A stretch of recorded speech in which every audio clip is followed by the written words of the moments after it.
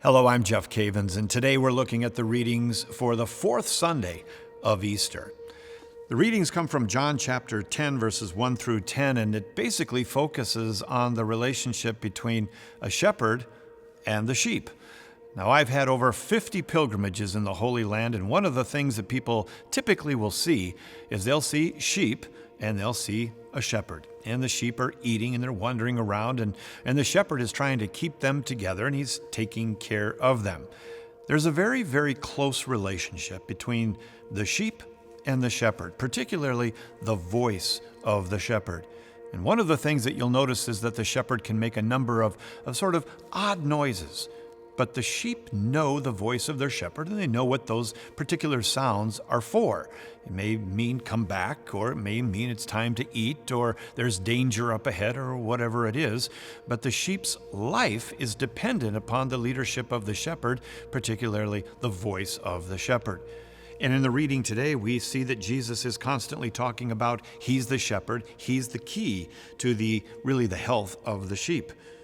He says in verse 4, when he has brought out all his own, he goes before them, and the sheep follow him, for they know his voice.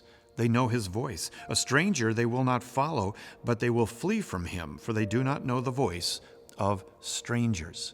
Now today, as we live our lives, we turn on the television, we look on the internet, we buy books, we realize that there's a lot of strange voices out there. The question is, are we going to follow those strange voices, or are we going to ignore the strange voices and follow Jesus and listen to his voice? There's a lot of people out there telling us, take on my worldview, live this way, spend your money that way, take on this view about family or marriage. A lot of them are strange voices. The key to the reading this week is really getting to know the voice of the shepherd. How do the sheep get to know the voice of the shepherd? How do they distinguish his voice from all the other voices in our culture? How do you distinguish the voice of Jesus from all of the voices in our culture? The answer? Massive amounts of time together. You know, my wife and I are going on 40 years of being married.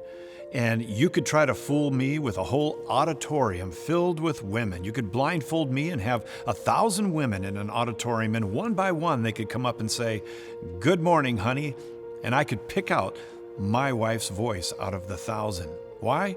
It's not because I'm gifted. It's not because I have a particular talent. It's because I have spent massive amounts of time with my wife. You know, there's no substitute for spending time with the shepherd. Because as you spend time with the shepherd, you'll come to know his voice. And when it comes to making decisions in life, do I go this way? Do I go that way? Do I spend money on this or that? The decisions concerning your marriage, concerning your children, concerning every aspect of your life, we must look to Jesus for direction. Now, how do we get to know this voice? Not only do we spend time with him, but we spend time in his word, getting to know what I call really the tone of his voice. What would Jesus do? You've seen those bracelets, what would Jesus do? What would he do? The only way we can know is by spending time with him, living a sacramental life, making sure that our heart is right before God by going to confession, going to Mass as often as we can, reading the Catechism, following the lives of the saints, and spending time in adoration before God. If you do these things, you'll come to know the voice of God in your life. And when it comes to making decisions or avoiding real danger in your life or giving advice to your children or other people, you'll know the mind of God. And it's not going to happen. It's not going to happen by accident. It's not going to happen like an eighth sacrament, like holy osmosis. It's going to happen because you really have spent time with him.